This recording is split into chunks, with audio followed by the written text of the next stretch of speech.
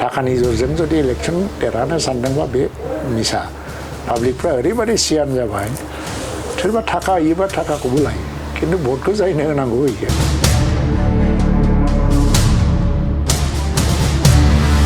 जानफ्रान माने बेनाव मानि पावार मासल पावार गासिबो दङ दा बिदि इलेक्शनखौ आदर्शनि भित्तियावथ' गेलेया बिसोर मानि पावारजों गेलेगोन मासल पावारजों गेलेगोन आरो जिहेतु बिजेपिजों एलायन्सआव थाबाय एडमिनिस्ट्रेशन प्रशासन हानायमानि बाहायनानै बियो हयथ'बा जोंखौ फेजेननो नाजागोन खिन्थु लरेन्स इस्लारिखौ आन्डार एस्टिमेट खालामनो नाङा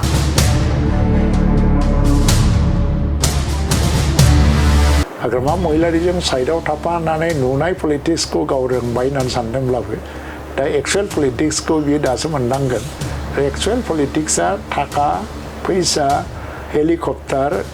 रेल ट्रेन बायदिसिना जेसेबांखि थाया मानो बेजों बारा लिंक गैया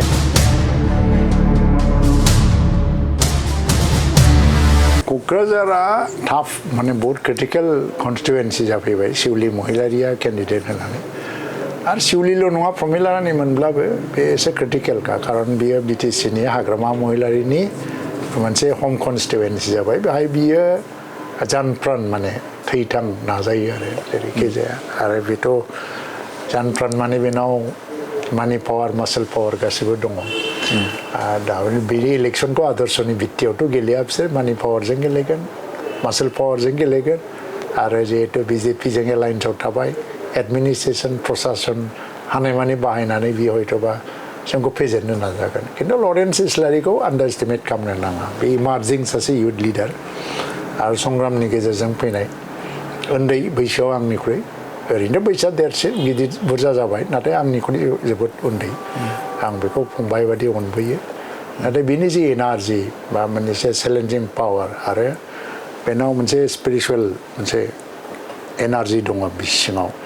जे जिखुनु प्रब्लेमजों जुजिनो हायो बिनि स्पिरिचुवेल एनार्जिया बहुत स्ट्रं आं नुबाय आरो बिपद आफद खैफोद आफद गसंथानो हानाय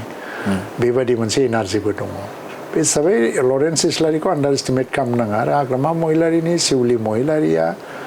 बिनि अनजालि बिसिया बाहाय इलेक्सन गेलेदों पार्सनेलि आङो स्पिकिं टार्म्स गैया खुनुदिन मालाबा नुबा खनफा खननै रायदावनायबो जाफेराखै नमस्कार लालायनाय गोसोआव दं बहाबा खिन्थु आं रायलायफेराखै माबादि मानसि आं मिथिया खिन्थु मोनसेया जाहैबाय मा बाहाय आं सानो माने नेगेटिभ पइन्टबो आं बुङा पजिटिभ पइन्टबो आं बुङा खिन्थु बेवहाय आं एसे उसुबिदा नुदों मा बेयो गावनि बिसि जाहैबाय आरो गावनिनो न'खर समस्ति बाहाय जे बिसिजों फिसायजों मोनसे हान्जानि जानानै गेलेगोन बेखौ मानसिफ्रा मा रोखोम लाहैगोन आं बेखौ एसे बुंनो रोंला मानसिफ्रा बेखौ बाराद्राय खुब साबजानाय बादि मोनाखै सापज शिवलीया बहाबा गेलेनाय मोनबा हाग्रामा महिलारिनि हम कन्स्टिटुवेन्सि नङालासिनो बे बाथ्राफ्रा एसे खम फैबावगौमोन आरो दा जिहेतु एखे न'खरावनो हाग्रामाया जेराव इलेक्सन गेलेयो बाहायनो बेबो गेलेबाय आरो प्रमिला रानिया गोदोनिफ्राय एमएलए मोन नंगौ दे बेहा बैसोबो जाबाय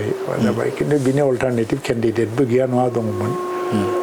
बेफोराव हयथ' रायजो राजाफोरनाव बिराद गिदिर मोनसे प्रश्न फैगोन आरो मोनसे एडभान्टेजआ लरेन्सआ पलिटिकेलि फुलि एक्सपिरियेन्स मानसि खारन 5 बोसोर एमएलए जाबाय बिनि आगोल बे पलिटिक्सखौ खालामा नङा खालामबोदों शिवली महिलारिया हाग्रामा महिलारिजों साइडआव थाफानानै नुनाय पलिटिक्सखौ गाव रोंबाय होननानै सानदोंब्लाबो दा एक्सुवेल पलिटिक्सखौ बियो दासो मोनदांगोन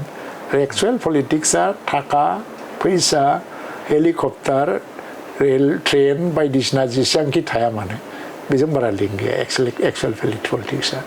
जाय एक्सुवेल पलिटिक्सआव नामायो बेल' आन्दाज मोनो थाखानि जोरजों जुदि इलेक्शन देरहानो सानदोंबा बे मिसा पाब्लिकफ्रा ओरैबायदि सियान जाबाय सोरबा थाखा होयोबा थाखाखौबो लायो खिन्थु भटखौ जायनो होनांगौ होयो आरोखि दा ओंखायनो आं सानो दानि जे मोनसे सोलायनायनि जे मोनसे थासारि फैबाय थादों आरो इउपिपिएलखौ फेजेनना लानानै मानसिफोरनाव मोनसे आफस'सबो जादों दा आरो दा मानसिफोरनाव ओरैबायदि माबा मोनसे माइन्डसेट हाबबाय दा बहुत इन्टेलेक्सुवेलसै मानसिफ्रा इन्टेलिजेन्टबो जे डेम'क्रेसिखौ इन ए राइट वे सेकेन्ड बेलेन्सआव दोननांगौबा मोनसे हान्जानो गासैबो पावारखौ दाहो थ' मोननैबो हान्जानो एफा एफा पावार होनानै सेकेन्ड बेलेन्सआव दोननांगौ अब्लासो बेबो गाज्रि मावनो हानाय नङा आरो नै बिसोरबो थैनानै थांनाय नङा थ' बे जिनिसफ्रा मानसिफोरनि गेजेराव दिनै खोब गोख्रोङै हाबनायखौ नुनो मोन्दों ओंखायनो लरेन्स इस्लारिनि क'क्राझाराव जे प्रसपेक्ट बियो ब्राइट आरो शिवली महिलारिया गेलेदों मस्ट वेलकाम हाग्रामा महिलारिनि बिसि जानायखाय इलेक्सन गेलेनो मोना बिदिथ' बाथ्रा गैया नङा होमबा आंथ' बेखौ सानाबो गेलेनो हागोन खिन्थु समस्तिया एखे जाबाय हाग्रामानि न'खर समस्ति आरो बे गेलेनाय न'खर समस्ति बेखौ मानसिफ्रा एसे बोरैबा नुदों आरो जे बिदिद्राय जानो नाङामोन दस्राफ्राव गेलेनाय मोनबाबो आलदामोन दा गावनि समस्तिखौ गावनि न'खर होननानै आरो गावनि न'खरनिल' खालामनानै लालायनाय जाहैबाय दा बेफोर बाथ्राफ्रा हयथ' मानसिफोरनि गेजेराव मोनसे सरसा फैदों आरो आदारवाइज आंहा मोनसे जेब्लायबो बेस्ट उइसेस थागोन जेब्लायबो जायफ्रा गेलेदों गाज्रि मोननायबो गैया हम पलिटिक्स आरो फेमिलि पलिटिक्सआ हाबदों नामा बिपिएफ राजखान्थि आं बुङा बेखौ मा साननानै बियो खालामदों जायखिजाया मानसिफोरनि नोजोराव बेनो हाबदों मानसिफोरनि नोजोराव बेनो फैदों आरो मोनसे बेरेखा हान्जानिफ्राय मोनसे एलिगेसनखौ होनायखौ जों नुनो मोन्दों जे बिटिसिनि बारग' गाहाय मावफुं सोद्रोमा प्रमद बर' बिथाङा आथिखालाव सासे एमसिएलएबो एमपिबो राज्य सभानि आरो एमएलए जानो थांगासिनो दं दा इउ पिपल राजखान्थि हान्जायाव रावबो गैयामोन नामा जे गावनो गासिबखौबो लाजोब्बाय आरो बेनि अनगायैबो बबेबा टिसिएलसिसिनि चेयारमेन बेखौबो ला होननानै मोनसे अजद खालामदों जुदि गोबां पस्ट दंबाबो लाबाव होननानै मोनसे अजदखौ होदों बिथां प्रमद बर'खौ मा जाहोना मा मानि थाखाय एक्सपिरियेन्सखौ आं बुंनि आं जेलानाखि राज्य सभानि एमपि जादोंमोन थ' अब्ला क'क्राझाराव माने बड'लेण्ड गुवाहाटि इउनिभार्सिटिनि केम्पास